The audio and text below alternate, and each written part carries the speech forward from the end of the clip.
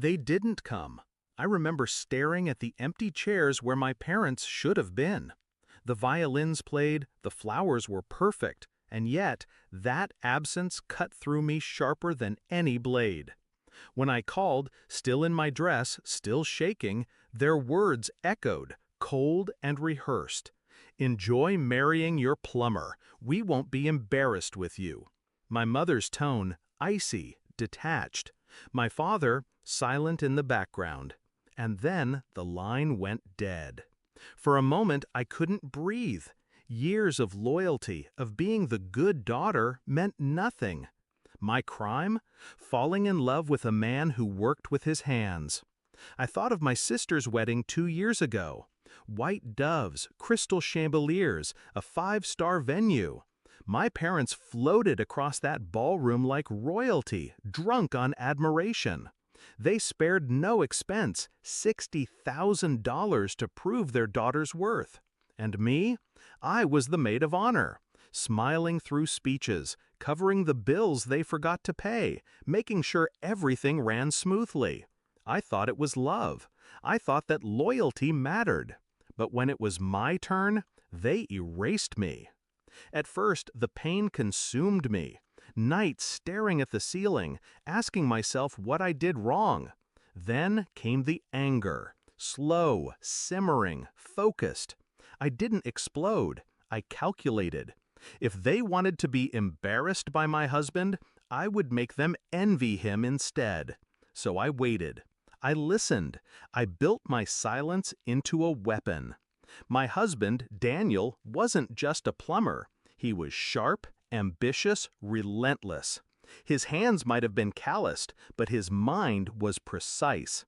He had been quietly building something: contracts, partnerships, investments. And I had been listening during every late-night conversation, every whispered plan. Together, we weren't small. We were growing, powerful even. That night, after my parents' rejection, I sat across from Daniel in our small kitchen. I told him everything, every cruel word, every comparison to my sister, every dismissal. He didn't rage. He just reached across the table, squeezed my hand, and said, "Then let's make them watch." The first step was silence. I didn't confront them. I didn't chase them. I let them believe they'd cut me off. That confidence would be their downfall.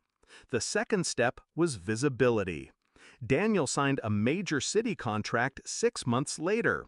His company trucks bore our name in bold letters. We hosted fundraisers, dinners, charity events, quietly, strategically, inviting people who mattered.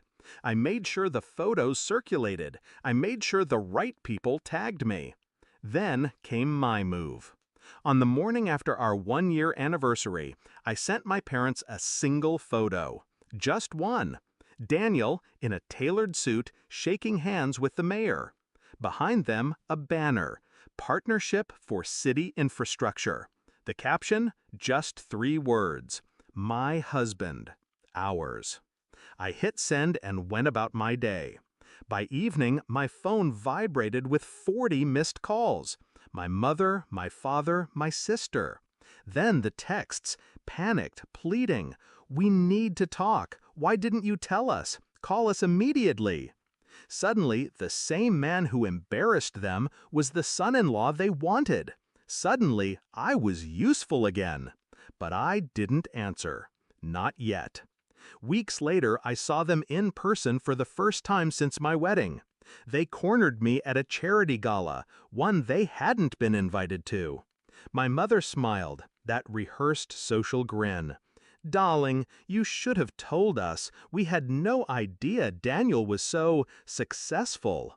I stared at her, calm, unflinching. "You didn't care to know." Her smile faltered. My father cleared his throat. "We just want to be part of your life again." I leaned in, close enough for only them to hear. My voice was steady, surgical. "You wanted me to enjoy marrying my plumber, and I have, every second. The only difference is you'll never enjoy it with me." I left them standing there, small and desperate, in a room full of people who no longer looked at them. The truth?